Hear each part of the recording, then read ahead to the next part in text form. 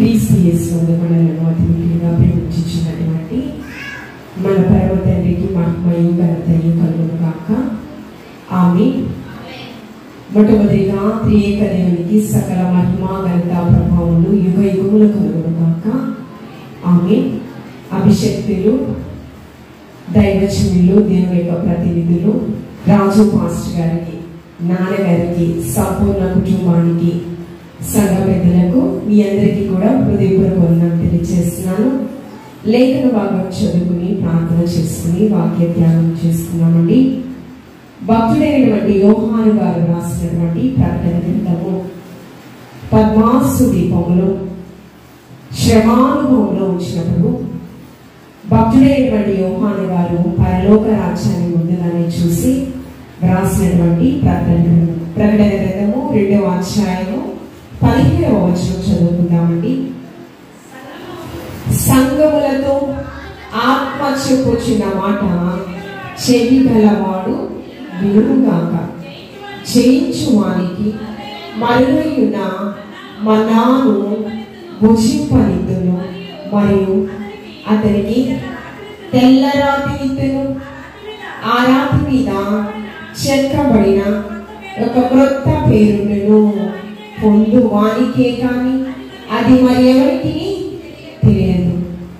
సర్వ సృష్టికి ఆధారభూతుడ సర్వాశీర్వాదములకు కారణభూతుడైనటువంటి మా ప్రియ పరలోకపు తండ్రి, మీ ఘనమైన శ్రేష్టమైన ఉన్నతమైన నామమును బట్టి మిమ్మల్ని గర్వపరుస్తూ ఉన్నాము.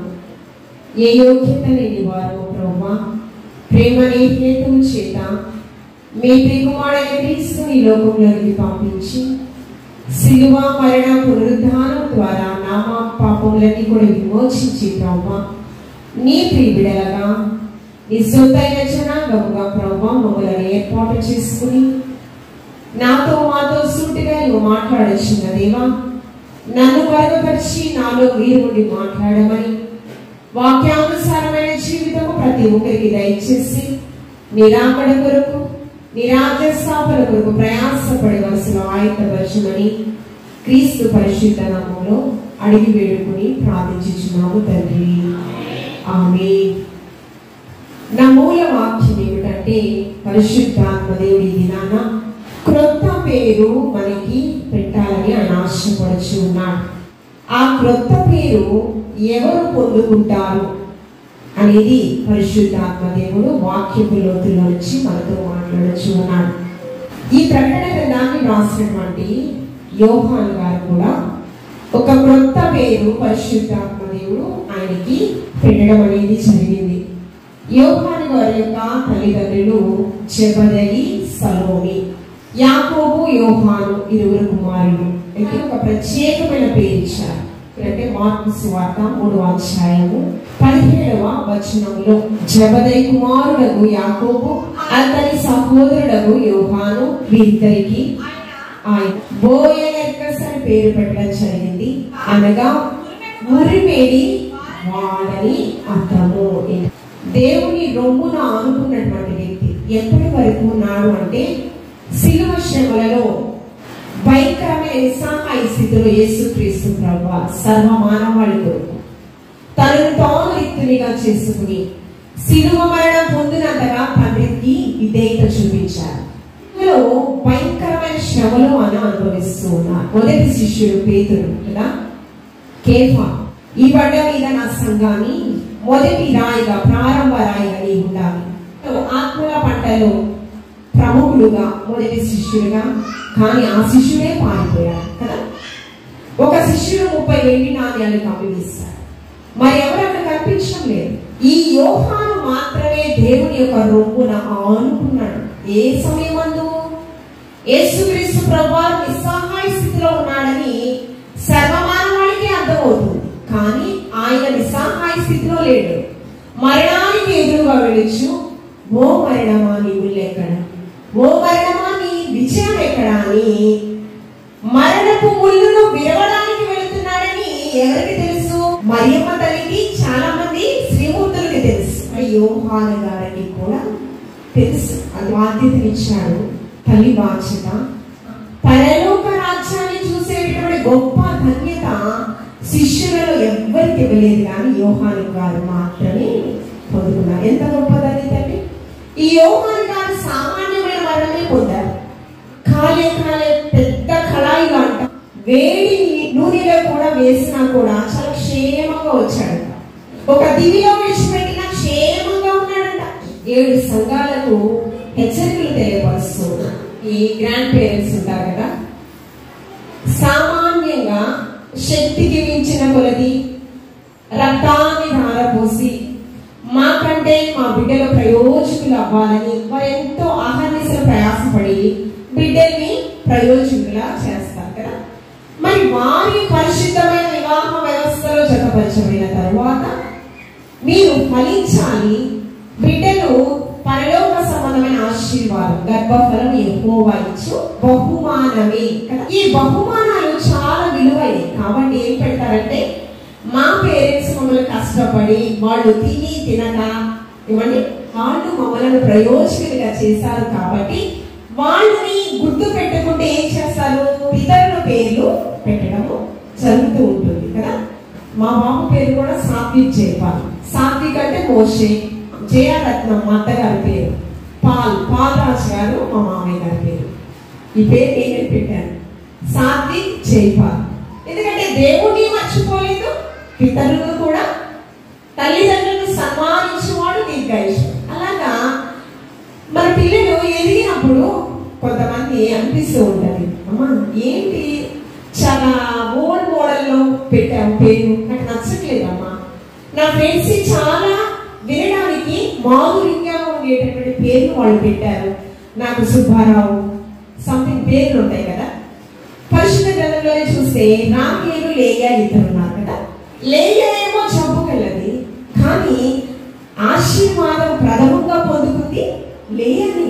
అది కాదు, నేను మా స్వగ్రామం గుంటూరు ప్రాంతంలో రాహేలు అనే పేరు నాకు వినబడింది, కానీ లేయా అనే పేరు మాత్రం వినబడాల. అంటే కంటికి ఇంపుగా, కంటికి సౌందర్యంగా, ఒక పిలుపు పిలిచిన వెంటనే ఎంతో మాధుర్యంగా ఉండేటటువంటి పేర్లు పెట్టడానికి చాలా మంది ఇష్టపడుతూ ఉంటారు కదా.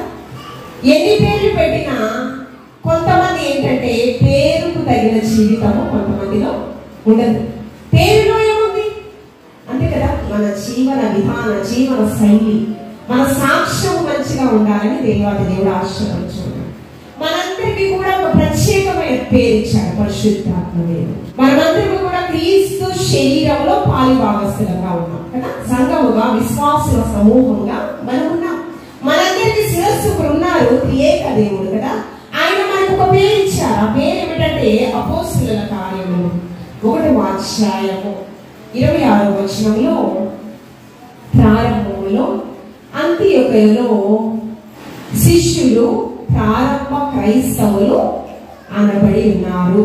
అపోస్తలుల కార్యములు 26వ అధ్యాయం 25వ వచనంలో కూడా క్రైస్తవులు అనే పేరు సంబోధించడం అనేది కూడా జరిగింది. పేతురు గారు తన పత్రికలలో 1 పేతురు 4వ అధ్యాయం 16వ వచనంలో, ఎవడైనాను క్రైస్తవుడైనందుకు మరి బాధ అనుభవించిన సిగ్గుపడక ఆ పేరును బట్టి ఏం చేయాలి, దేవుడికి మహిమపరచాలి. మనం ఏ సమూహంగా కూడుకున్నాము, క్రీస్తు శరీరములో పాలిభాగస్తులుగా మనమందరికి ఒక పేరు ఇచ్చాడు పరిశుద్ధాత్మ దేవుడు. ఏంటి, క్రైస్తవులుగా ఇచ్చాడు పేరు కదా. అది చీకటిలో నిన్న మనలను ఆశ్చర్యకరమైన తన వెలుగులోనికి మనల్ని నడిపించుచున్నవాని గుణాతిశయములను ప్రచురపరచు నిమిత్తము ఏర్పరచబడిన వంశమును, రాజులైన యాజక సమూహం. ఎలాగా రాజులైన క్రైస్తవం అని పేరించారు. మనం సామాన్యమైన వ్యక్తులు కాదు. ఎలా రాజకీయ మగుటాన్ని మనకి ఇచ్చాడంట. రాజక వంశానికి మనల్ని సొత్తుగా ఏర్పాటు చేశాడంట. సామాన్యమైన వ్యక్తులు కాదండి. క్రీస్తు సంఘాలు ఎన్నున్నాయో కూడా అందరికీ కూడా రాజకీయ మగుటానికి ఒక దినం ఆయన రాకటలో సార్వత్రిక సంఘముగా మనలందరూ కూడా కిరీటాలతో మనలందరినీ కూడా అలంకరిస్తారు దేవాది దేవుడు. కొత్త పేరు సంబోధించినటువంటి వ్యక్తులు వారి పాత జీవితం ఏ రీతిగా ఉంది, ఒక నూతన జీవితంలోకి వచ్చినప్పుడు ఏ పేరు వారికి ప్రస్తావించడం జరిగింది. మనందరికీ కూడా మాదిరికరమైన వ్యక్తులుగా, ఆశీర్వాదకరమైన వ్యక్తులుగా పరిశుద్ధ గ్రంథంలో ఎంతమంది ఉన్నారు కొన్ని నిమిషాలు మనము ధ్యానం చేద్దాం. పరిశుద్ధ గ్రంథంలో మొట్టమొదటి మనం చూస్తూ ఉన్నప్పుడు ఇశ్రాయేలు ప్రజలు, యూదా ప్రజలు రెండున్నారు కదా. యాకోబు ఎవరి కుమారుడు? ఇస్సాకు, రిబ్కా కుమారుడు కదా. యాకోబు మోసగాడు అంటూ ఉన్నాడు, దేవుడితో పెరుగులు అడుగుతూ ఉన్నాడు. ఏంటంటే నా మీద ఉన్న కళంకాన్ని నువ్వు తీసేయాలి ప్రభువా. ఆయన పాదాలను విడిచిపెట్టడం లేదు, బలవంతం చేస్తున్నాడు. నువ్వు నన్ను ఆశీర్వదిస్తేనే కానీ ఇక్కడి నుంచి నేను వెళ్ళనివ్వను. బలవంతం చేస్తున్నాడు ఆశీర్వాదం కోసం. పేరు పెట్టడం జరిగింది. యాకోబు మోసగాడే తండ్రి ఇంటిని విడచెను, యాకోబు ఇశ్రాయేలై తండ్రి ఇంటిని చేరెను. యాకోబుకు చాలిన దేవుడ నీవేనయ్యా, యేసయ్యా నా యేసయ్యా. అబ్రహాము దేవుడా, ఇస్సాకు దేవుడా, యాకోబు దేవుడా, నాకు చాలిన దేవుడా. ఎలాంటి స్థితిలో ఉన్నాడంటే యాకోబు మోసగాడుగా ఉన్నాడు కదా. మోసగాడిని ఎలాగ దేవాది దేవుడు ఆశీర్వదించాడు అంటే ఇశ్రాయేలుగా మార్చాడు, ఒక ఆశీర్వాదకరమైన వ్యక్తిగా మార్చాడు కదా. అంతేకాకుండా ఇశ్రాయేలు ప్రజలు 12 గోత్రాలు. ఎన్ని గోత్రాలు? 12 గోత్రాలు కదా. ఈ యాకోబుకి ఎంతమంది సంతానం? 12 మంది సంతానం కదా. 12 మంది సంతానంలో ఎవరంటే అమితమైన ఇష్టము? యోసేపు అంటే ఇష్టం కదా. యాకోబు మోసగాడు, మోసగాడి జీవితంలో ఫలభరితమైన ఆశీర్వాదాలు ఏ విధంగా ప్రవహింప చేశాడో, ఆదిలోనే ఏదేను తోటలో ఆయన పోలికలో ఆయన స్వారూప్యమందు నిర్మించుకున్న తర్వాత పరలోకం నుంచి మీరు ఫలించాలి, ఆశీర్వాదకర్తలుగా ఉండాలి, భూమిని మీరు స్వతంత్రించుకోవాలని ఆయన ఆశీర్వదించాడు కదా. మరి ఆ వాగ్దానం ఎన్నటికి మాసిపోదండి. పరిశుద్ధ గ్రంథం ఏం చెప్తుందంటే ఆకాశము భూమి గతించిన ఆయన మాటలలో పొల్లైనను మార్చబడదంట. అంతేగా ప్రకటన గ్రంథం 22వ అధ్యాయం దానిలో ఏదైనా తీర్చిన పొందుపరిచిన లేఖనంలో నుంచి దేవుని యొక్క ఉగ్రతలు వారి మీదకి వస్తాయని పరిశుద్ధాత్మ దేవుడు మాట్లాడుచున్నాడు. అయితే 12 గోత్రాలలో ఈ యొక్క యాకోబు 20 కుమారులని గోత్రకర్తలుగా ఏర్పాటు చేశారు. అంతేకాకుండా యోసేపు యేసుక్రీస్తు ప్రభువారికి సాదృశ్యంగా ఉన్నాడు. యేసుక్రీస్తు ప్రభువారు 30 వెండి నాణ్యాలకి అమ్మివేయబడ్డాడు. ఇక్కడ పోతీఫర్ ఐగుప్తీయులకి కూడా ఈ యొక్క యోసేపు 20 తులాల వెండి నాణ్యాలకు అమ్మివేయబడ్డాడు. అన్నల చేత నిషేధించబడిన రాయి మూలకు తలరాయి అన్న రీతిగా ఎలాగా తృణీకరింపబడిన అతను ఫరో అంతటి వాడిగా ఒక గవర్నర్ గా ప్రత్యేకమైన ఆధిక్యతను కదండి. అంటే దేవుని యొక్క కళ్ళు దృష్టిలో ఎవరున్నారంటే యోసేపు ఉన్నాడు.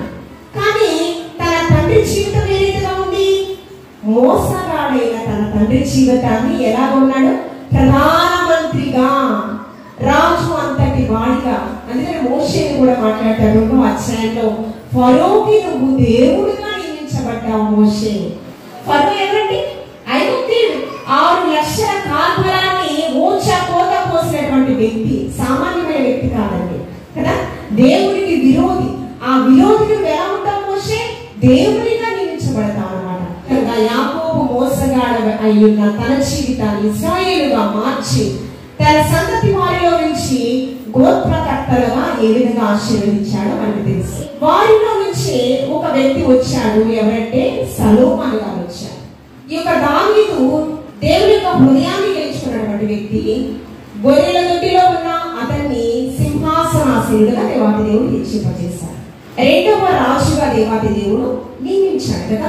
దేవాది దేవుడు అతనికి ఇచ్చినటువంటి ఘనతను బట్టి సంతోషిస్తూ దేవాది దేవుడికి ఒక ఘనమైన కార్యం ఏదైనా చేయాలని ఆశపడ్డాడు దావీదు. ఆశపడినప్పుడు ఏమనుకున్నాడంటే, ప్రభువా నేను నీకు మంచి సుందరవంతమైన మందిరాన్ని నిర్మిస్తానయ్యా అన్నాడు దావీదు. అంటే నీ హృదయవాంఛను నేను నెరవేరుస్తాను, కానీ నీ యొక్క యుద్ధముతో రక్తముతో నీ చేతులు తడిచాయ్యా నీవు. కాబట్టి నీ హృదయవాంఛను నీ కుమారుడైన సొలొమోను గారితో నేను నెరవేరుస్తాను అని వాగ్దానం ఇచ్చాడు. అయితే ఈ యొక్క వాగ్దానం ఇచ్చినట్లుగానే జ్ఞాని సొలొమోను గారు ఒక దినాన మంచి సుందరవంతమైన దేవాలయాన్ని నిర్మించారు.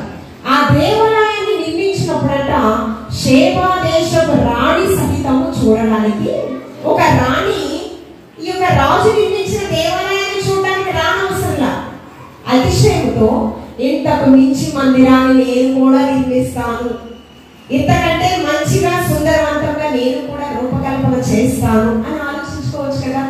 లేదు లేదు, ఎలాగా జ్ఞాని సొలొమోను ఈ మందిరాన్ని నిర్మించాడు అది నేను చూడాలి, తెలుసుకోవాలి. ఆశతో ఏం చేసింది, రాణి సహితము ఆ మందిరము చూడడానికి ఇక రాజుని ఆశ్రయించిందండి. అయితే మందిరాన్ని నిర్మించిన తరువాత మనం చూస్తూ ఉన్నప్పుడు 2వ దినవృత్తాంతముల గ్రంథము 7వ అధ్యాయము 11వ వచనం చూడండి.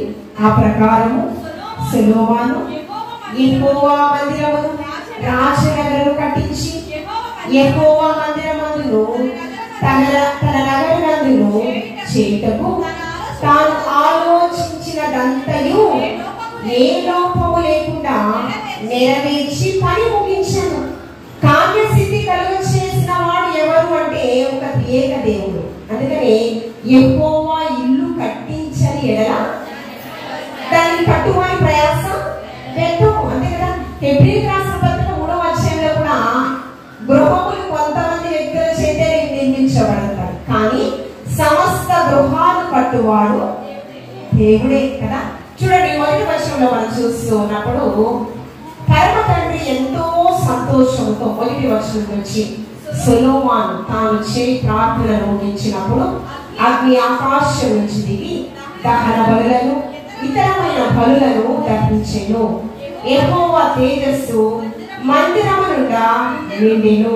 యెహోవా తేజస్సుతో మందిరము నిండినందున యాజకులు అందులో ప్రవేశింపలేకపోయారు. అంటే కొన్ని వేల కోట్ల తేజస్సు కలిగినటువంటి ప్రకాశమానమైనటువంటి వెలుగు కలిగినటువంటి ఆయన మోషేని ఆయన వెలుగు చూడలేక ఆయన ఆ మండుచున్న అగ్ని పొదల మధ్య ఒక స్వరంతో మాట్లాడుచున్నాడు.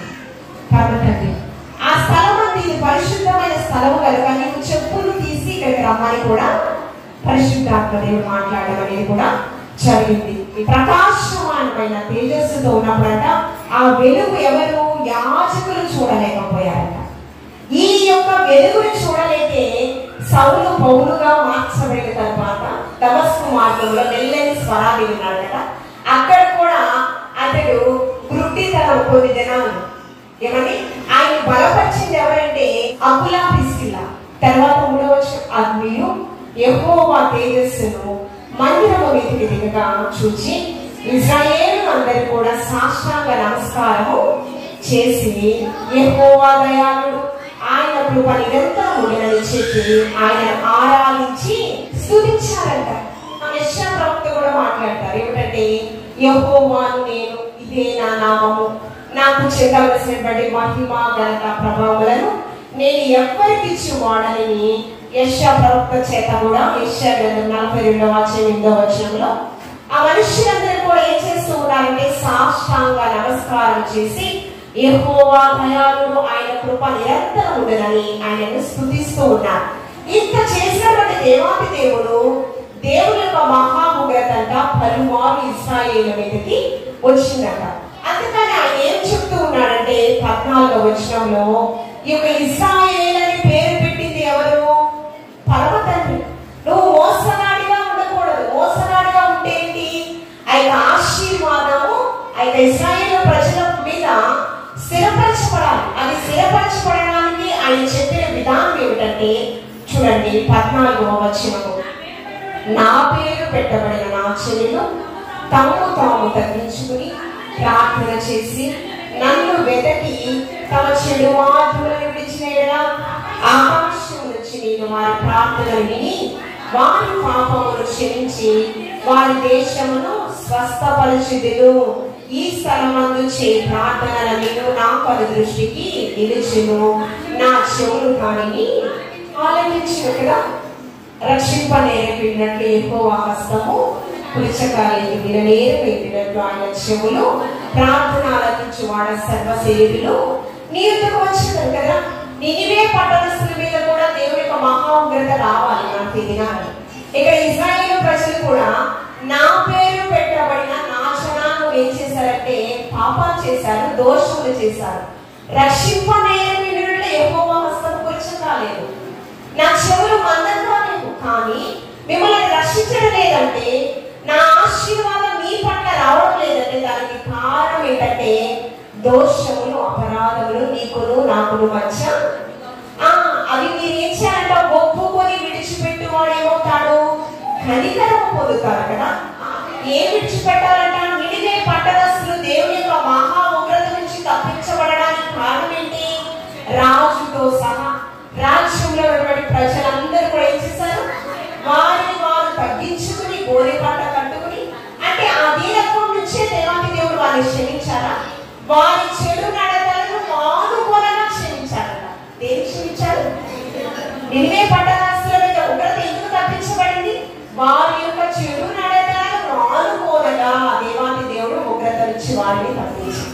అదేవిధంగా వీరు కూడా ఇచ్చారంటే ఇశ్రాయేలు ప్రజలు చెడు నడతలను మానుకుని ప్రార్థన చేయాలంట, తగ్గింపు జీవితం లేదంట, వారిని వాళ్ళు అతిశయించుకుంటూ ఉన్నారు. నిజంగా ఇశ్రాయేలు ప్రజలు రక్షించడానికి ఫరో కుమారుడిగా సకల భోగమ భాగములను అనుభవించవలసినటువంటి మోషేని ఎన్ని మార్లు దూషించారండి, దూషించారా లేదా?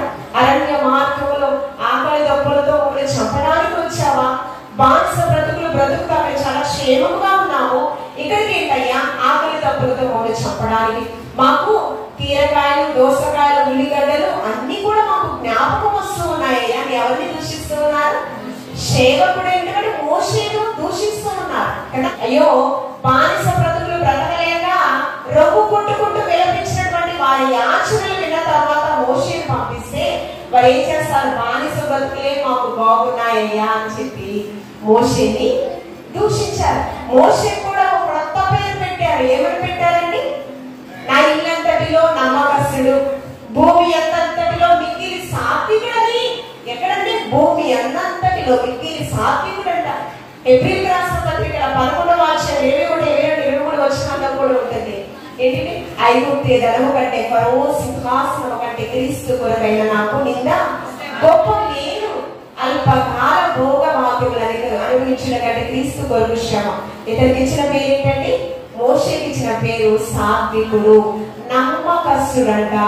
6 లక్షల కాల్పరాన్ని నడిపించే మంచి నాయకుడని అతనికి సాక్ష్యం, మంచి పేరు పెట్టాడు. ఆ పేరు బాబు కూడా సాత్విక్ అని పేరు పెట్టడం కాదు, కానీ పేరుకు తగిన జీవితం కూడా మన బిడ్డలు జీవించేలా వారిని మంచి భయభక్తులతో వారిని మనము పెంచాలి. మనం కూడా ఇశ్రాయేలు ప్రజలకు సాదృశ్యంగా మనము కూడా కనిపిస్తూ ఉన్నాం. కాబట్టి మనం కూడా ఎటువంటి చెడుతనము, పాపాన్ని అసహించుకుని పవిత్రతను మనం ప్రేమించినట్లయితే ఖచ్చితంగా దేవాది దేవుని యొక్క కను దృష్టిలో మనం ఉంటాం. ఆ కింద వచనాలలో మనం చూస్తున్నప్పుడు దేవుని యొక్క ఉగ్రత నుంచి మనము తప్పించబడతామని పరిశుద్ధాత్మ దేవుడు మనతో మాట్లాడుచున్నాడు. కాబట్టి రెండవదిగా మనం చూస్తూ ఉన్నప్పుడు మెల్కీసెదెకు ఈ యొక్క పరిశుద్ధ గ్రంథంలో మరణం చూడకుండా ఉన్నటువంటి వ్యక్తులు ఎవరైనా పేరు గుర్తు ఉన్నారా మీకు? ఏలియా, హానోకు కదా.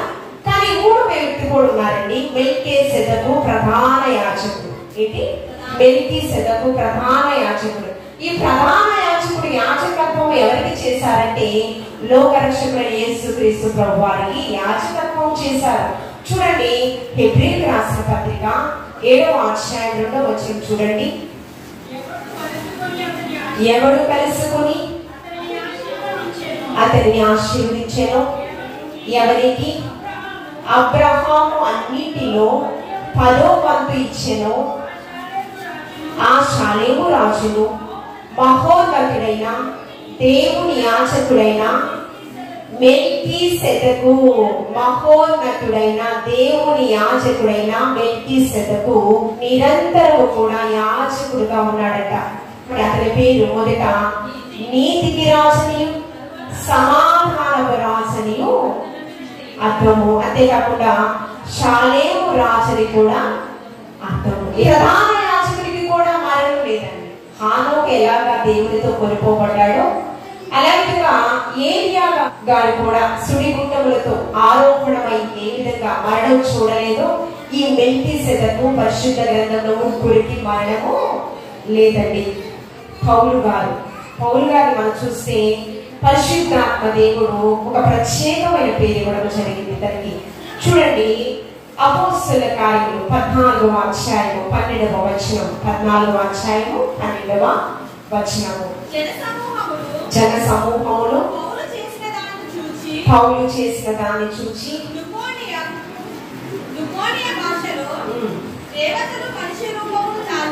దేవతలు మనుష్య రూపమును దాల్చి మన యొద్దకు దిగి వచ్చి ఉన్నారని కేకలు వేసి బర్నబాబు, అక్కడ ఎవరు ఉన్నారండి? బర్నబా, పౌలు గారు ఇద్దరు ఉన్నారు కదా. బర్నబాకు ఏమని పేరు పెట్టారు? జుపతి అని పేరు పెట్టారట. పౌలు ముఖ్య ప్రసంగికుడు అయినందున అతనికి హెర్మే అని పేరు పెట్టారు. ఎన్ని పేర్లు పెట్టారు?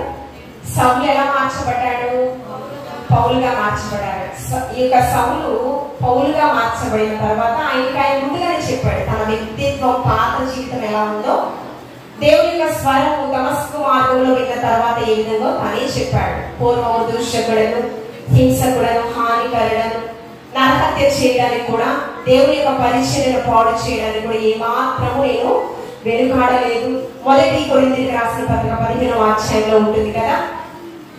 యేసుక్రీస్తు ప్రభువు శిలువ వేయబడి సమాధి చేయబడి మృత్యుంజయుడే తిరిగి లేచుటయే మాకు ఇవ్వబడిన ఉపదేశాలను ప్రకటించిన తర్వాత ఆ కింద వచనాలలో ఉంటుంది, నేను అపోస్తులుడని పిలువబడటకు ఎటువంటి యోగ్యత లేని వాడను, అయినా కూడా అపోస్తులలో ప్రథముడుగా దేవాది దేవుడు నన్ను హెచ్చింపజేశాడు. తన పాత జీవితంతో చెప్పుకుంటూ ఉన్నాడు. రూపాంతరం చెందిన తర్వాత, దేవుని యొక్క మెల్లని స్వరం విన్న తర్వాత బ్రతికితే నా యేసయ్య కోసమే. అందుకే మొదటి కొరింథీయులకు రాసిన పత్రిక 11వ అధ్యాయం 1వ వచనంలో, నేను క్రీస్తును పోలి నడుచుచున్న ప్రకారము మీరు నన్ను పోలి నడుచుకోండి అని దేవాది దేవుడు తెలియపరుస్తున్నాడు. ఇన్ని పేర్లు సౌలు ఎలా మార్చబడ్డాడు? పౌలుగా మార్చబడ్డాడు. తర్వాత మరొక క్రొత్త పేరు హెర్మీ అనే పేరు కూడా అతనికి పెట్టడం అనేది జరిగింది. చూడండి, మార్కు సువార్తలో మనం చూస్తున్న ప్రాణానికి మనం చదువుకున్నాము. యోహాను గారికి ఇచ్చినటువంటి పేరు గురివెడివాడు. అంతేకాకుండా దేవుని యొక్క రొమ్మున ఆనుకున్నటువంటి వ్యక్తి. అన్యులు అపోస్తులకు ఇచ్చినటువంటి మంచి పేరు, మంచి సాక్ష్యము. అది చూద్దాం. అపోస్తుల కార్యములు 17వ అధ్యాయము 6వ వచనం చూడండి. అపోస్తుల కార్యములు 17వ అధ్యాయము. అయితే వారు కనబడనందున యెషోనును కొందరి సహోదరులను పట్టణం అధికారులు ఎందుకు ఈడ్చుకొని పోయారంట. అది చదవండమ్మా. భూలోకమును తలకిందులు చేయవారు ఇక్కడికి కూడా వచ్చారు. శవను యూదులకు సువార్త ప్రకటిస్తూ ఉన్నప్పుడు వారు మందిరాన్ని బట్టి, ధర్మశాస్త్రాన్ని బట్టి అతిశయిస్తూ ఉన్నారు. వారికి ఏం చెప్పాడంటే, సూటిగా చాలా రోషంతో చెప్పాడు, ఆకాశమే సింహాసనము, భూమినే పాదపీఠంగా ఆయన చేశాడు. మీరు మీ చేతులతో హస్తవృక్షములతో నియమించిన ఈ మందిరం ఏ పాటికయ్యా? దీన్ని బట్టి మీరు అతిశయిస్తూ ఉన్నారు కదా, ధర్మశాస్త్రాన్ని బట్టి అతిశయిస్తూ ఉన్నారు కదా. ధర్మశాస్త్రం మోషే ద్వారా ఇవ్వబడింది, కానీ కృపయు సమాధానములు క్రీస్తు ద్వారా మనందరం కూడా. రోషంతో చెప్పాడు, మీరు కట్టినటువంటి ఈ మందిరం ఏ పాటిది? ఆకాశం సింహాసనం, ఆయన పాదపీఠం కదా. ఇంతగా చెప్పినప్పుడు వారి కోపం వచ్చి ఏం చేశారు? కోపముతో రాళ్లతో కొట్టి, తండ్రి మీరేం చేయించున్నారు, వీరిని క్షమించండి అయ్యా. యేసుక్రీస్తు ప్రభువు ఎలాంటి ప్రార్థన చేశారు? తండ్రి నీ చేతికి నా ఆత్మను అప్పగించుకొచ్చున్నానయ్యా. యేసుక్రీస్తు ప్రభువుని అనుకరించినటువంటి వారండి వీరు కదా. ఇక్కడ కూడా అపోస్తలులకు ఎవరిచ్చారు? నీ వలన అన్యజనుల ఎదుట నా నామము దూషింపబడాలి, లేక మహిమపరచబడాలి, రెండే జరగాలి కదా. మహిమపరచబడింది కనుకనే అక్కడ ఉన్నటువంటి యూదులను ఏమని సాక్ష్యం ఇస్తూ ఉన్నారు? భూలోకమును తలకిందులు చేసేటటువంటి వారు ఇక్కడికి కూడా భూదిగంధముల వరకు సాక్షులుగా ఉన్నారు. నేడు మన మధ్య కూడా వారు అపోస్తలులకు ఇచ్చినటువంటి, అన్యులు ఇచ్చినటువంటి క్రొత్త పేరండి. యెషయా గ్రంథము 5వ వచనము. సృష్టికర్తకు ఒక గొప్ప పేరు ఇవ్వడం జరిగింది. చూడండి, నిన్ను సృష్టించిన వాడు నీకు భర్త ఉన్నాడు, సైన్యములకు అధిపతి యెహోవా అని ఆయనకు పేరు. ఏమని? పరిశుద్ధ దేవుడు అంట. ఆయన ఎలాంటి వాడు? విమోచకుడు కదా. యేసుక్రీస్తు ప్రభువారు కూడా ఎన్నో పేర్లు. ఇమ్మానుయేల్, దేవుడు మనకు తోడై ఉన్నాడు కదా. ఆయనకి అర్థం అభిషక్తుడు కదా, రక్షకుడు కదా, ఆశ్చర్యకరుడు, ఆలోచనకర్త, నిత్యుడగు తండ్రి, సమాధానాధిపతి, నీతి సూర్యుడు. ఆయనకి ఏం పేరు ఉన్నాయో? మంచి, ప్రేమ, ఆత్మఫలంలో ఉన్నటువంటి ఆ 9 సుగుణాలు కూడా ఆయనకు ఉన్నాయి కదా. గలతీ 5:22 గమనించి చూడండి. సండే స్కూల్ పాట. అందు ఆత్మఫలంబులు 9 ఉన్నవి, ఆశతో చదవండి. ప్రేమ, సంతోషము, సమాధానము, దీర్ఘ శాంతము, దయాళత్వము, మంచితనము, విశ్వాసము, సాత్వికం, ఆశ నిగ్రహమయునవియే. ఆశ్చర్యకరుడు కదా, సూర్యమును సమస్తమును చూపించగలిగిన సర్వశక్తిమంతుడు కదా, దేవాది దేవుడు. అంతేకాకుండా మనకి ఎవరైతే క్రీస్తు రక్తము చేత కడుగబడి ఉన్నారో, క్రీస్తు రక్తము చేత కడుగబడి ఉన్నారో వారందరూ కూడా మీ కొరకైన నా శరీరం, మీ కొరకైన నా రక్తము, నేను వచ్చి పర్యంత వరకు కూడా మీరు నా నిమిత్తం ఎలా ఉండాలి? సాక్షులుగా ఉండాలి కదా. ఇక్కడ ఉన్నటువంటి అభిషక్తులే కాదు. ఎవరండి? అభిషక్తులు, రాజు, పాస్టర్, ఎవరైతే పులిపీఠం అలంకరిస్తూ ఉన్నారో వారు దేవుని యొక్క ప్రతినిధులు ఎవరైనా కావచ్చు. అంతేకాకుండా బాప్తిస్మములో పాత జీవితం అంతా సమాధి చేసి ఒక క్రొత్త జీవితం మనందరికీ కూడా ఇచ్చారు కదా. మనందరికీ కూడా ఒక బాధ్యత ఉంది. ఇచ్చిన రక్షణను చాలా జాగ్రత్తగా కాపాడుకోవాలి. ఏ ఒక్క ఆత్మ నశించడానికి ఇష్టం లేదు కదా. అగ్నిలో నుంచి లాగినట్టు కొన్ని ఆత్మలైన ప్రొఫెసర్లకి నడిపించారు. అయితే ఇప్పుడు మనందరికి ఇచ్చినటువంటి పేర్లలో మీకు ఏదో ఒక పేరు ఉండే ఉంటుంది. ఎఫెసీయులకు రాసిన పత్రిక 4:13. ఎఫెసీయులకు రాసిన పత్రిక 4:13. పరిశుద్ధులు సంపూర్ణులగినట్లు క్రీస్తు సంఘము క్షేమాభివృద్ధి కొరకు. అనగా ఏంటి? ఈ యొక్క విశ్వాసుల సమూహమైన ఈ సంఘం అంట క్షేమాభివృద్ధి కొరకు, పరిచర్య ధర్మము జరిగించుట కొరకు ఆయన కొందరిని అపోస్తలులను గాను, కొందరిని కాపరులను గాను, కొందరిని ప్రవక్తలను గాను, కొందరిని ఉపదేశకులు గాను, కొందరిని పరిచారకులు గాను, కొందరిని స్వార్థికులు గాను. ఇక్కడ చేపలు ఎంతమంది వేస్తారు? ఎంతమంది పిలుస్తారు? ఇది చర్చి క్లీనింగ్ ఎంతమంది చేస్తారు? సాధ్యమైనంత వరకు అందరూ చేస్తారు కదా. మీరందరూ కూడా ఏంటి? పరిచారకులుగా దేవాది దేవుడు మిమ్మల్ని అభిషేకించారు. ఎవరుగా? పరిచారకులుగా. పరిశుద్ధ సంఘంలో ఒక్కొక్కరికి ఒక్కొక్క బాధ్యత ఇచ్చారు. అభిషక్తులు కదండి, అపోస్తలులు, పంపబడినటువంటి వారు దేవుని యొక్క పని కొరకు, దేవుని యొక్క పరిచర్య కొరకు, సువార్త వ్యాప్తి కొరకు పంపబడినటువంటి వారు. కాపరులు, దేవుని యొక్క కాపరులుగా. కానీ యేసుక్రీస్తు ప్రభువారు ప్రధాన కాపరి. ఎవరి? లోక పాపములను మోసుకొని పోయే దేవుని గొర్రె పిల్లగా ప్రధాన కాపరి. ఆ కాపరి ఎలాంటి వాడంట? గొర్రెల కొరకు తన ప్రాణం పెట్టేటటువంటి ప్రేమను మన పట్ల చూపుచూ ఉన్నాడు. ఉపదేశకులు, పాస్టర్ లేకపోతే ఎవరు ఉపదేశం చేస్తారు? ఇక్కడ సంఘపెద్దలేనా? సంఘపెద్దలేనా? పాస్టర్ గారు లేకపోతే శ్రీరారాధనలు ఎవరు చెప్తారు?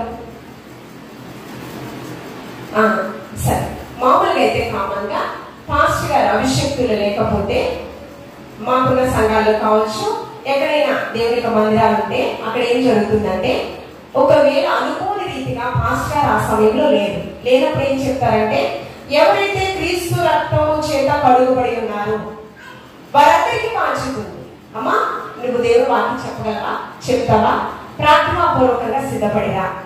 ఏమో వారికి ఆశ ఉందేమో, పాస్టర్ గారు అడిగితే బాగుండు, పాస్టర్ నాకు పాటిస్తే బాగుండు, ఇందాక పాట పాడతారని ఆ అమ్మ అక్కడ నుంచి పెద్ద గొంతు పెట్టేస్తున్నా, అలాగే ఆ గొంతు కూడా నేను పాడేస్తానండి అని. అంటే అలాగే ఇంట్రెస్ట్ చాలా మందికి ఉంటది. కొంతమంది అడుగుతారేమో అని ఎదురు చూస్తూ ఉంటారు, కొంతమంది ఇచ్చిన అవకాశము వినియోగించుకుంటారు కదా. ప్రవక్తలను మీకు కూడా చాలా మంది కళలు వస్తాయి, దర్శనాలు వస్తాయి కదా. అవి దర్శనాలని మనకి మర్చిపోతూ ఉంటాం కొన్ని సందర్భాలు. కళలు చాలా డ్రీమ్స్ ఉంటాయి. ఏంటి? ఉన్న పాటు నేను కోటేశ్వరుని అవ్వాలి. కొన్ని కళలు ఉంటాయి కదా, బ్రతికితే ఈ యొక్క పాలకొల్లులో ఎవరైతే బాగా ఉన్నతంగా ఆర్థికంగా స్థిరపడ్డాడో ఆడ బ్రతకాలా అనుకుంటూ ఉంటారు కొంతమంది కదా. కొంతమంది కళలు అంటూ ఉంటారు. ఆ కళలు కళాన్ని సాధకం చేసుకోవాలి కదా కదా. కానీ దేవుని యొక్క పరిశుద్ధమైన కార్యంలో కూడా అంత్య దినాలలో దాసుల మీద, దాసురాండ్ల మీద, ఎవరి మీద, ఏమని వృద్ధుల మీద నా ఆత్మాభిషేకాన్ని ప్రొంపరింపజేస్తాను. దర్శనాలు చూస్తారంట పిల్లలు, ఎందుకంటే కళలు కంటారంట. ఇవన్నీ జరగాలంటే ఏం చేయాలి? మీరు మొదటి ఘట్టం ఏంటి? క్రీస్తు రక్తంలో మీరు కడుగబడాలి.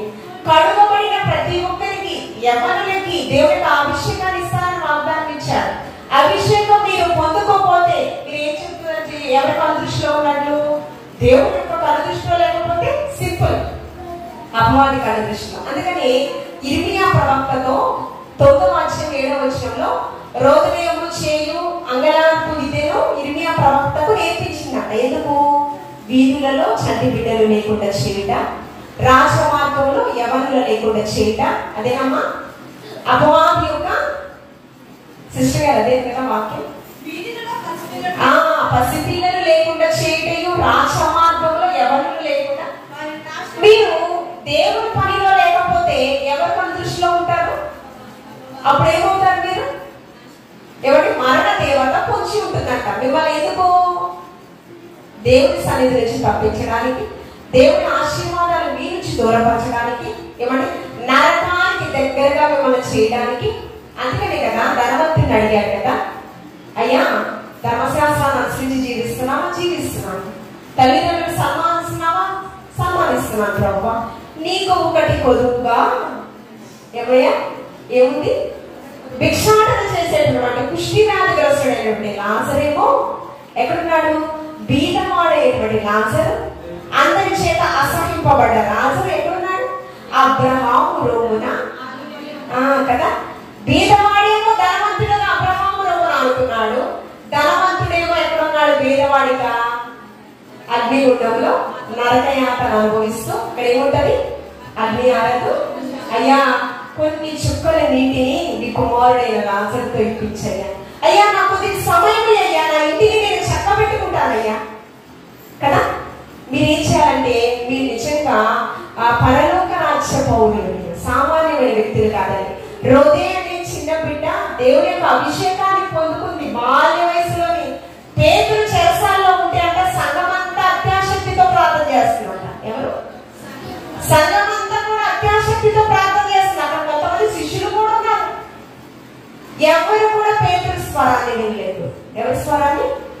రోదే అనే చిన్న బిడ్డ మాత్రం దేవుని యొక్క ప్రతినిధి అయినటువంటి ప్రవక్త స్వరాన్ని.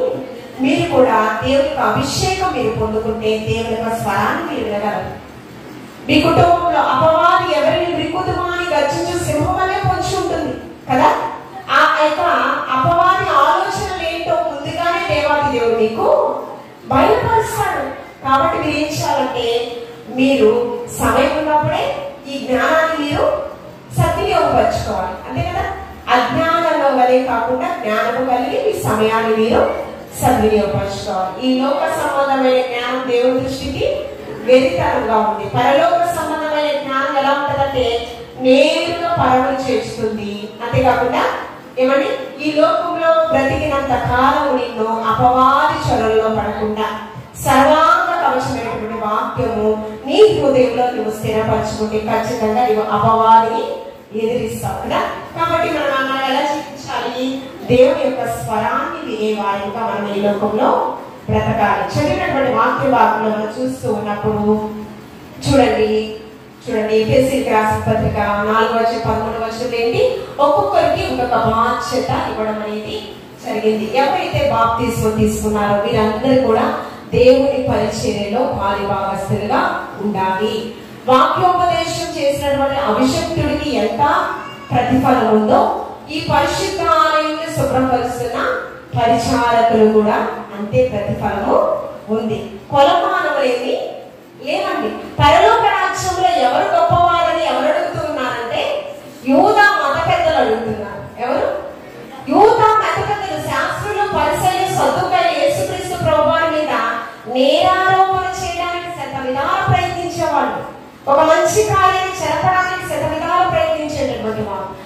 వచ్చి ఎవరు కూడా ఉన్నారు?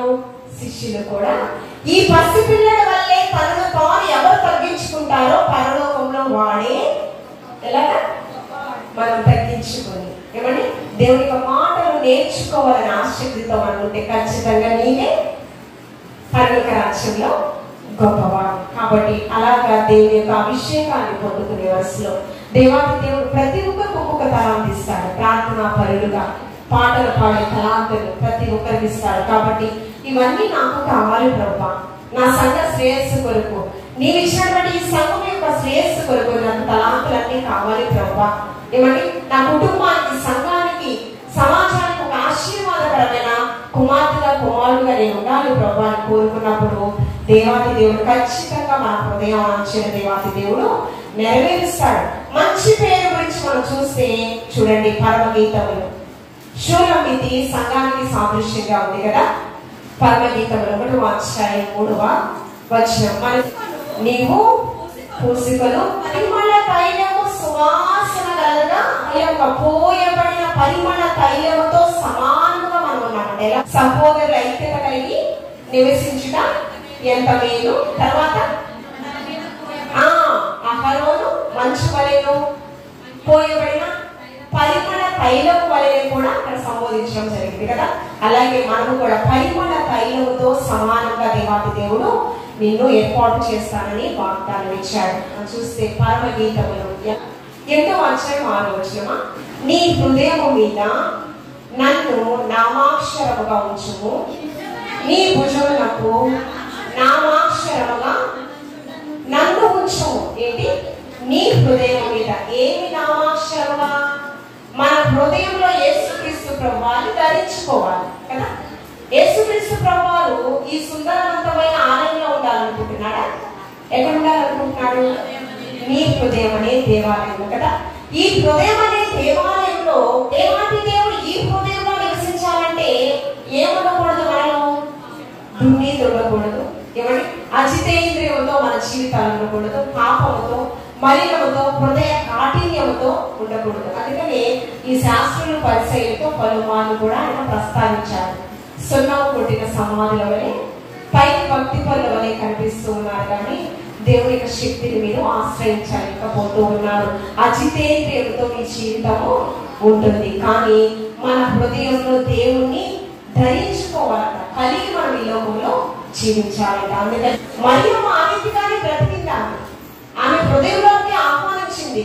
400 సంవత్సరాల తరువాత యాజకులు ఎవరు కూడా దేవుని స్వరాన్ని వినలేకపోయారు. ఆ దినాల జకర్యా గ్రంథంలో కూడా మనం చూస్తూ ఉన్నప్పుడు మనుషులతో మాట్లాడడానికి ఇష్టపడడం లేదు.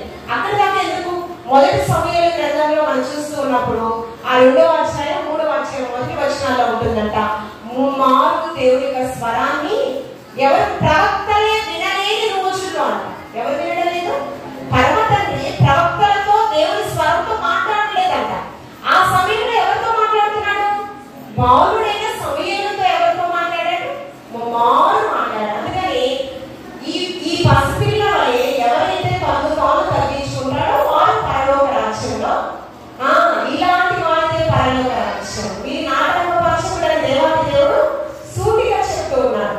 కాబట్టి మన దేశాన్ని దేవుని యొక్క వాక్యం దేవుని హృదయంలో, మన హృదయంలో ఆహ్వానించుకోవాలి. మరియు కూడా నా గర్భమందు లోక రక్షణ యేసుక్రీస్తు ప్రభువు పుడతారని ఆతృతతో ఆమె ఎదురు చూసింది. ఆమె పవిత్రంగా జీవించి తన పవిత్రతను కాపాడుకుంది. పరిశుద్ధత యథార్థత తన ఘటాన్ని కాపాడుకుంది. జకర్యా గ్రంథం వరకు ఒక నిశ్చిత కాలం. అక్కడ నుంచి మత్తయి సువార్త వరకు 400 సంవత్సరాలు తన ప్రజలతో మాట్లాడింది. అప్పుడే మొట్టమొదటిగా దయాప్రాప్తురాలని దృష్టిపోమని ఒక స్వరం పరిశుద్ధాత్మ దేవుడు ఎవరికి వెళ్ళారు? దేవదూతలకు ఎవరితో మాట్లాడుతున్నారు? మొట్టమొదటిగా గాబ్రియేలు దూత మరియతో మాట్లాడింది. అంతేకాకుండా పరలోక రాజ్యం గురించి యేసుక్రీస్తు ప్రభువుని ముందుగా పరిచయం చేసినటువంటి జకర్యాతో కూడా మాట్లాడింది. దేవుడు మన హృదయంలో ఉండాలంటే ఉన్నటువంటి ఆ దుర్నీతిని, పాపపు ఆలోచనలు మన చూపు ద్వారా, తలపు ద్వారా, మాట ద్వారా, క్రియ ద్వారా ఎటువంటి దేవునికి అవిధేయత మన జీవితంలో ఉండడానికి వీలు లేదు. అలాంటప్పుడు దేవాది దేవుడు మన హృదయంలో నివసిస్తాడు. మన ద్వారా సంఘ శ్రేయస్సు కొరకు, సంఘ పురోభివృద్ధి కొరకు అనేకమైన కార్యాలు కూడా చేయించుకుంటాడు. ఉంటారు. మనం క్రీస్తుని ధరించుకుని లోకంలో జీవించాలి. అంతేకాకుండా రోమీయులకు రాసిన పత్రిక 9:27 నా ప్రజలు కాని వారికి నా ప్రజలని ప్రియురాలు కాని దానికి ప్రియురాలని పేరు పెట్టెదను. ఎలాగా? నా ప్రజలు కాని వారికి. నిజమే కదా? రోమీయులకు రాసిన పత్రిక 3:23 ఏముంది? ఏ భేదం లేదు, అందరూ పాపం చేసి దేవుడు అనుగ్రహించారు. ఏమంటే అందరూ పాపంలో జీవించారు, నీతిమంతుడు లేడంట, ఒక్కడు లేడు. కాబట్టి నీతి సూర్యుడైన రారాజు ఆయన పరిశుద్ధ రక్తం చేత మన పాపములన్నీ కూడా విమోచించి మనం ఆయనను ప్రేమించున్నాం కాదు, ఆయనే మనల్ని ప్రేమించి దేవుని యొక్క ఉచితమైన కృప వలన మాత్రమే మనకి రక్షణలో సజీవులలో ఉండే గొప్ప భాగ్యాన్ని దేవుడు మనకి ఇచ్చాడు. కాబట్టి మనకు ఒక క్రైస్తవులుగా మంచి పేరు ఇచ్చారు. కాబట్టి పేరుకు తగిన క్రైస్తవులు అంటే ఏంటి? క్రీస్తు స్వరూపంలోకి మార్చబడినటువంటి వారు. అందుకే పౌలు నేను క్రీస్తుని పోలి నడుచుచున్న ప్రకారమే మీరు నడుపుకోవాలి. మనం ఎలా ప్రకారం క్రైస్తవులు అంటే దేవుని యొక్క మందిరంలో ఉన్నప్పుడు మాత్రమే క్రైస్తవులు అంటారు. ఎప్పుడు మనం ఎక్కడ ఉన్నా మన వస్త్రధారణ, మన ప్రవర్తన, మన మాట తీరు, మన చూపు, మన వైఖరి అంతా కూడా ఒక భిన్నంగా లోకం నుంచి ప్రత్యేకింపబడిన వారు, వేరుపరచబడిన వారు. మనల్ని చూసి అనేకమైన అంటే వేళలా మన బ్రతకాల, వస్త్రధారణ కూడా వేళలా ఉండాల, మాట తీరు కూడా మృదువైన మాట కదా, ఆకర్షించుకునే మాట, ప్రభు వైపు ఆకర్షించేటువంటి మనస్సు మనలో ఉండాలని దేవాదేవుడు, అటువంటి సృజనాత్మకలు కలిగి జీవించాలని దేవాదేవుడు ఆశపడుచున్నాడు. అలా లేకపోతే చెడ్డ పేరు నీ వలనే కదా అన్నించి నామము దూషింపబడుచు. మంచి పేరు పొందుకున్నటువంటి వారు ఊజు దేశంలో భక్తిపరుడు యోగు ఉన్నాడు. ఇక్కడ ఒక దేశంలోనే భక్తిపరుడు యోగు ఉన్నాడు. నోవాహు కాలంలో చెడ్డ వ్యక్తులు అందరూ ఉన్నారు, కానీ నీతిమంతులు ఉన్నారు, 8 మంది ఉన్నారు, రక్షణ వలలో సురక్షితంగా ఉన్నారు. కానీ చెడ్డ మార్గంలో చెడ్డ పేరు సంపాదించుకునేటువంటి వారికి పరిశుద్ధాత్మ దేవుడు కొన్ని పేర్లు నామకరణం చేయడం అనేది జరిగింది. ఆ పేరు ఏంటంటే చూడండి, సామెతల గ్రంథము 21వ అధ్యాయము 24 అహంకారి అయిన గర్విష్ఠుడికి ఏమని పేరండి? అహంకారంతో ఉన్నటువంటి యజమాని ఏం చేసింది? పేదవాడైనటువంటి నాబోతు చావుకి కారణమైంది కదా. తన సంతతి వారి యొక్క శవాలన్నీ కూడా కుక్కలు తిరిగేసేటువంటి భయంకరమైన ఉగ్రతను పొందుతుంది ఒక రాజు రాణి. దేనికి? రాజాధికారాన్ని బట్టి అహంకారంతో గర్వించి పేదవాడైనటువంటి నాబోతు చావుకి కారణమయ్యారు. అహంకారంతో ఎలా అంటారట? అపహాసకుడుగా మిగిలిపోతారు. ఎలా? అందుకని కీర్తనకారుడు 1:1 దృష్టిలో ఆలోచన చెప్పడం నడవకూడదు, పాపుల మార్గాన్ని నిలవకూడదు, అపహాసకుడు చూడడం. అలా ఉన్నట్లయితే మనలో అతిశయము, గర్వం ఇలాంటి వస్తే నాశనానికి ముందు గర్వం వస్తుందట. అపహాసకుడు అనే పేరు మనకి పెట్టారట. అంటే అందరి చేత మనము గేలి చేయబడతామండి, అవమానాలు పాలు అవుతూ ఉంటాం మన జీవితం. అంతేకాకుండా సామెతల గ్రంథం 24:8 చూడండి, కీడు చేయి పన్నాగము పన్నువానికి తంటాలు మారి అని పేరు పెట్టారు. ఏమండి? కాబట్టి మనము ఏ దశలో ఉన్నాము?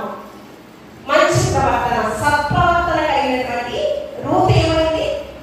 బోయాజు సాక్షి ఇచ్చాడు. ఏమైనా సాక్షి ఇచ్చాడు?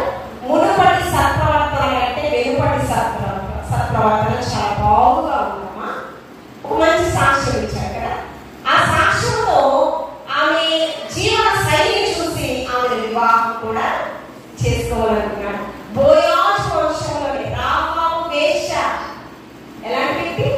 బోయాజు తల్లి రాహాబు, ఆమె వేశ్య, కానీ ఒక మంచి ఘనమైన కార్యం చేసింది. ఏంటి? వేగుల వారికి ఆతిథ్యము. ఏవో గోడలు కూలిపోతూ ఉన్నాయి. అయితే యెహోషువ కొంతమంది వ్యక్తులను పంపించారు పరిచారకులను. అయితే ఆ దినాలలో శత్రువులు వచ్చి చంపడానికి వచ్చినప్పుడు వారికి ఆతిథ్యం ఇచ్చిందంట. రక్షణగా తన గృహంలో ఏర్పాటు చేసింది. కానీ దేవాది దేవుడు అది జ్ఞాపకము చేసుకుని ఉన్నాడు. కాబట్టి ఒక వాక్యం ఉంటుంది ఏంటంటే, బీదలను కటాక్షించువాడు యెహోవాకు. బీదలంటే వాడు ఎవరు? ఎవరు? యేసుక్రీస్తు ప్రభువు ఈ లోకానికి ఎందుకు వచ్చారు? బీదలను కటాక్షించుట కొరకు, హితవసరము ప్రకటించు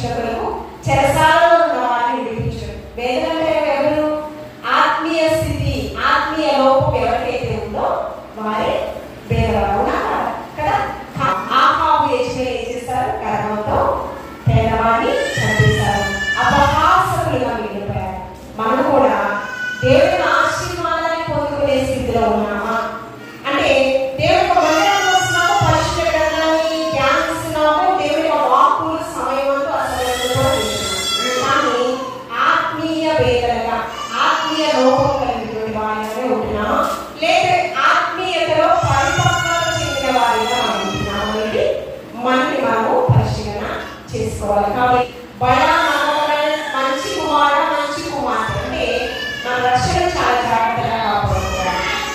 ఎప్పుడైతే కాపాడుకోవాలి అంటే యేసుక్రీస్తు ప్రభువారు 2వ రాకడ వరకు కాపాడుతుంది. అప్పుడు ఏం చేస్తారంటే పరిశుద్ధాత్మ దేవుడు జీవగ్రంథం వేరొక గ్రంథం ఉంది. జీవగ్రంథంలో మన పేరు లిఖించబడ్డాయి. లిఖించబడే ముందు ఏమవుతుంది? ఒక క్రొత్త పేరు మనకి నామకరణము. బడా నమ్మకమైన మంచి దాసులు ఎలా పిలిచారు కదా, అలాగే ఇక్కడ కూడా ఒక క్రొత్త పేరు మనకు పెడుతున్నారు. ఆ పేరేంటో మనకు తెలియదు. ఇక్కడ ఉన్న వాళ్ళకి ఎవరు తెలియదు, పెట్టే నీకే ఆ పేరు తెలియబడుతున్నాడు. పరిశుద్ధాత్మ దేవుడికి ఒక క్రొత్త పేరు నామకరణం చేసేది కదా. ఏమంటే ఆ పరలోక రాజ్యంలో వివాహాలు ఉండవు. యేసుక్రీస్తు ప్రభువు నా తండ్రి ఇంట అనేక నివాసంలో ఉన్నాడు. అక్కడికి మనం వెళ్ళాలంటే ఎవరు ఏం చేయాలి? మన సాక్ష్యాన్ని కాపాడుకోవాలి, మన పవిత్రతను రక్షణను కాపాడుకోవాలి కదా అక్కడ వరకు. కాబట్టి యేసుక్రీస్తు ప్రభువు 2వ రాకడలో మనమంటే హోషేయ ప్రవక్త ఈ సాదృశ్యంగా యేసు ప్రభువు కనిపిస్తూ ఉన్నారు. గోమేరుకు సాదృశ్యంగా మన జీవితము. గోమేరు జీవితం ఎలాంటిదండి? ఒక వేశ్య జీవితం. ప్రవక్త ఏమన్నాడు? నువ్వు 2 గోమేరు వివాహం చేసుకో, నా జనం కాదు. ఆ బిడ్డకి ఎలాంటి పేర్లు పెట్టాడు? హోషేయ గ్రంథము 1వ అధ్యాయం 6వ వచనము. ఇది ఈ గోమేరుకు వివాహం చేసుకున్న తర్వాత లోరు కామ పుట్టాడంట. ఏంటి? జాలి ఉన్నది. ఎలాంటిది? దేవుని యొక్క జాలి కరుణ వారి పట్ల చూపించాడంట. అంతేకాకుండా 1వ అధ్యాయం 9వ వచనంలో లో ఆఫ్ మీ, ఏమండి లో ఆఫ్ మీ అనే మాటకు అర్థం ఏంటి? నా జనము కాదు మీరు. ఇది నా జనము కాదు. కాబట్టి అలాంటి స్థితిలో ఉన్న ప్రవక్త యొక్క సాదృశ్యం బట్టి యేసుక్రీస్తు ప్రభువు మనం కూడా ఆయన జనాంగంగా ఉండేటువంటి ఎటువంటి యోగ్యత మనము లేదు, మనకు లేదు. కానీ దేవునికి ఉచితమైన వలన మాత్రమే మనము ఇంటి రక్షణను మనము పొందుతున్నాం. కాబట్టి ఈ రక్షణ చాలా శ్రేష్టమైనది. యేసుక్రీస్తు ప్రభువు పరిశుద్ధ రక్తాన్ని చిందించారు. అనేకమైన శ్రమను మన కోసం పొందుకున్నారు. ఆయన సంతోషంగా పొందుకున్నారు. కాబట్టి యేసుక్రీస్తు ప్రభువుని రోమా సైనికులు ఉపమాన సిలువ వేశారు. కానీ మన ప్రవర్తన ద్వారా ప్రతిదినం ఆయన సిలువ వేస్తూనే ఉన్నాం. ఇకనైనా మార్పు చెందాం. కాబట్టి మార్పు చెందినటువంటి జనాంగంగా నా పేరు పెట్టబడిన నా జనులు నా వైపు తిరిగి తనను తాము తగ్గించుకుని ప్రార్థన చేస్తే ఖచ్చితంగా మన పాపములను క్షమించి ఉగ్రత నుంచి మళ్ళీ తప్పిస్తారు. కాబట్టి మనందరం కూడా క్రొత్త పేరు నామకరణం చేసేటటువంటి గొప్ప ఆధిక్యత పొందుకునే విధంగా మన సాక్ష్యంలో కాపాడుకునే విధంగా మన జీవితము కొనసాగుతాం. దేవాది దేవుడి మాటలు మనందరి విలువగా ఫలించి ఆశీర్వదించుగాక. ఆమె పరిశుద్ధిగా పొందినారు. ఈ యొక్క అర్థమైన వాక్యం ప్రతి ఒక్క హృదయంలో మీరు స్థిరపరచండి. వాక్యానుసారమైన జీవితం దయచేయండి ప్రభా. ప్రభా సమర్పణతో ఈ సేవ చేసినటువంటి పాస్టర్ గారిని సంపూర్ణ కుటుంబాన్ని మీరు దీవించండి, ఆశీర్వదింపచేయండి ప్రభా. వారి సమస్తాన్ని మీరు దీవించండి. సంఘ పెద్దలని ఈ గ్రామంలో ఉన్న ప్రతి ఒక్కరిని మరుగుకి ఇంకా సమయం సద్వినియోగపరుచుకుని మీ సరిగానంలో నిలబడినటువంటి ప్రతి ఒక్క బిడ్డని వారి వారి కుటుంబాన్ని దీవించండి, ఆశీర్వదింపచేయండి. ప్రతి ఒక్క కుటుంబంలో క్షేమాభివృద్ధి దయచేయండి ప్రభావానికి స్తోత్రం. భూసంబంధమైన పరలోక సంబంధమైన ఆశీర్వాదాలు యోగ్యులుగా వివరించమని క్రీస్తు పరిశుద్ధ నామములో అడిగి వేడుకుని ప్రార్థించుచున్నాను తండ్రి. ఆమేన్. అవకాశం ఇచ్చినటువంటి పాస్టర్ గారికి, రాజునాథ్ గారికి హృదయపూర్వకంగా తెలియజేస్తున్నాను. హల్లెలూయా. చెప్పకపోయినా అందులో hallelujah hallelujah. Praise the Lord, praise the Lord. చక్కటి వాగ్దానం ఇచ్చినటువంటి దైవజనులైనటువంటి కుమార్తెకి నా ప్రత్యేకమైనటువంటి శుభాన్ని వందనాలు చెల్లిస్తున్నాను. ఇక్కడే కాదు, మీకు ముందు కూడా చెప్పాను, ప్రపంచ దేశాలని కూడా తిరుగుతుంది సహోదరి. అందరూ ఆహ్వానిస్తారు. ఇండియా వస్తే అన్ని గ్రామాల్లో, అన్ని ఈస్ట్ గోదావరి, వెస్ట్ గోదావరి, గుంటూరు అవన్నీ కూడా తిరుగుతూ ఉంటారు.